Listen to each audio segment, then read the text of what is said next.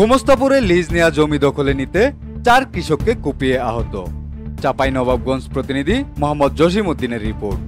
চাঁপাইনবাবগঞ্জের গোমস্তাপুর উপজেলার গঙ্গলপুর গ্রামে লিজ নেয়া 452 বিঘা জমি দখলের চেষ্টায় 4 জন কৃষক আহত হয়েছেন। বৃহস্পতিবার দুপুরে নয়া দিয়াবাড়ি গ্রামের ধান দেখতে আসা কৃষক দুলু, মুস্তাকিম, কুরবান আলী, রাজু আহমেদকে কুপিয়ে জখম করেন মামুন ও তার সন্ত্রাসী বাহিনীরা। পরে স্থানীয়রা উদ্ধার করে গোমস্তাপুর উপজেলা স্বাস্থ্য কমপ্লেক্সে নিয়ে গেলে কর্তব্যরত চিকিৎসক 2 জনের অবস্থা আশঙ্কাজনক হওয়ায় তাদেরকে রাজশাহী মেডিকেল কলেজ হাসপাতালে রেফার করেন। বৃহস্পতিবার সরেজমিনে গিয়ে জানা যায়, গত 15 বছর আগে মহান্ত এস্টেটের মালিক শ্রী ক্ষিতীশ চন্দ্র আচারীর কাছ থেকে লিজ নেয় গোমস্তাপুর উপজেলার নয়া দিয়াবাড়ি গ্রামের মোহাম্মদ উলাউদ্দিন নামে একজন। লিজ নিয়ে বুক দখল করে আসছেন তিনি সহ আরো 150 জন কৃষক। বুক দখলে থাকাকালীন সময়ে শিবগঞ্জের মামুন বেলডাঙ্গা এলাকার কিছু সন্ত্রাসী বাহিনী নিয়ে জোরপূর্বক গঙ্গলপুর গ্রামের 452 বিঘা জমি দখলের চেষ্টা করেন। এ সময় কৃষকরা তাদের বাধা দিলে মামুন সহ তার সন্ত্রাসী বাহিনীরা তাদের মেরে গুরুতর জখম করেন। জমির লিজ নেয়া মালিক ও কৃষকরা আরো বলেন, গত 15 বছর আগে মহান্ত এস্টেটের মালিক শ্রী ক্ষিতীশ চন্দ্র আচারীর কাছ থেকে বিঘা প্রতি 5 মণ ধান চুক্তিতে জমি লিজ প্রদান করে মহান্ত এস্টেটের মালিক। আমরা লিজ নিয়ে বুক দখল করে আসছি, কিন্তু হঠাৎ করেই গত 1 মাস আগে মামুন ও বেলডাঙ্গা এলাকার কিছু সন্ত্রাসী এসে বলে এই জমি আমাদের। আমরা মহান্ত এস্টেটের মালিক শ্রী ক্ষিতীশ চন্দ্র আচারীর কাছ থেকে লিজ নিয়েছি, আপনারা এই জমি থেকে চলে যান, তা না হলে আপনাদের মেরে পঙ্গু করে দেওয়া হবে। আমরা তাদের হুমকিতে ভয় না পেয়ে মাঠে ধান চাষাবাদ করি।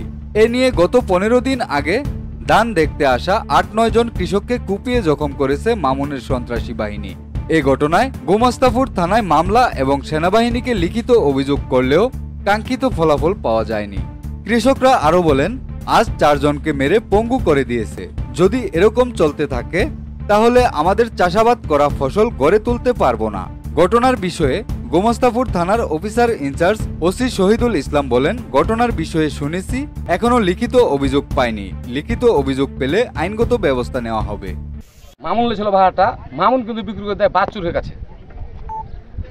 আচ্ছা, বাচ্চুরা লিয়েছে, আরেক পার্টি রোহনপুরের ওর কাছে ছোঁয়ানা দিয়েছে, ওর কাছ থেকে লিয়েছে। এখন লুটপাট করতে চাইছে মামুন।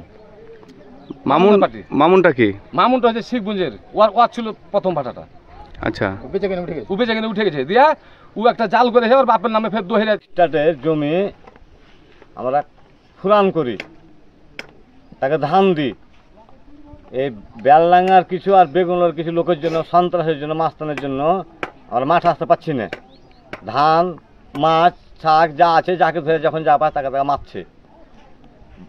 এই আমরা ধান যেভাবে আছে ধানে বীজ দিতে পারি না, ধান সব বাঁধে গেলো, আর যাকে যাকে পাশে ধরে ধরে মারছে। এই জন্য আমি এই বাংলাদেশ সরকারের কাছে আবেদন করছি, এই সন্ত্রাসের হাত থেকে মুক্তি পাওয়ার জন্য আমার অকুল অনুরোধ থাকলো তার কাছে। আমরা গরিব মানুষ সব খাইটে খুঁটে 1 বিঘা 2 বিঘার আবাদ করেছি, যাকে ভাই তাকে মারছে। আপনার কতজন কৃষক আছেন এখানে? আমার কৃষক আছে আপনার 250 জন। 250 জনের একই অবস্থা?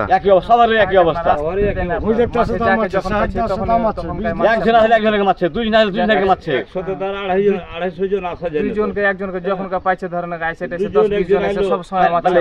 পুলিশকে বলছি, পুলিশ আর মারা মাঠে দিতে পারবো না। সেনাবাহিনীকে তার দরখাস্ত দিয়ে এসছি আমরা। জমির মালিক কৃষক, আপনার খাজনা নিয়েছি মালিকের কাছ থেকে, আমি ডিডের মালিক। শুধু যে খালি অমলিক এটা কথা না, অমলিক বিএনপি জামাত দুনিয়ায় করে খাচ্ছি আমরা এখানে। আমরা কোনো সন্ত্রাসী করতে আসিনি এখানে। আমরা এসেছি কি পেটের জন্য, আমরা এখানে ভাত খেতে পাবো কিসে এই ডাল দিয়ে, সেই জন্য আমরা এখানে পুড়ে মরছি। আজ থেকে 15 বছর আগে থেকে ধরেন যে ক্ষিতীশ মহন্ত ঠাকুরকে আমরা জেনে যেভাবে আমরা লিস্ট দিয়ে কাগজ করে দিয়েছি রীতি মতন, আগে থেকে আরও আমরা 8 বছর আছি ওই ডিটের বলে। তারপরে হারা জন্য আশাধারী সরকারের কাছে যে তারা তথ্য দিয়ে দেখেন, আমরা এখন পর্যন্ত আজ থেকে 1 সপ্তাহ আগে থেকে আমাকে জখম করেছি মোটামুটি 7-8টাকে। পুকুরের মাছ মেরেছে, জাল পোড়াচ্ছে, আমার লোকজনকে এভাবে পিটে তারা একবারে অন্যায় মারা মেরেছে। আবার আমরা এখন হারা তো লাঠি করতে আসেনি, আমরা চিকিৎসা নিয়ে করতে, হারা যেহেতু কৃষক, আমরা এখান থেকে ইনকাম করে নিয়ে যায় আমরা মায়ের ছেলে পেলেকে খাওয়াবো, হারে কোনো অপরাধ নেই, হারে সব গরিব মানুষ।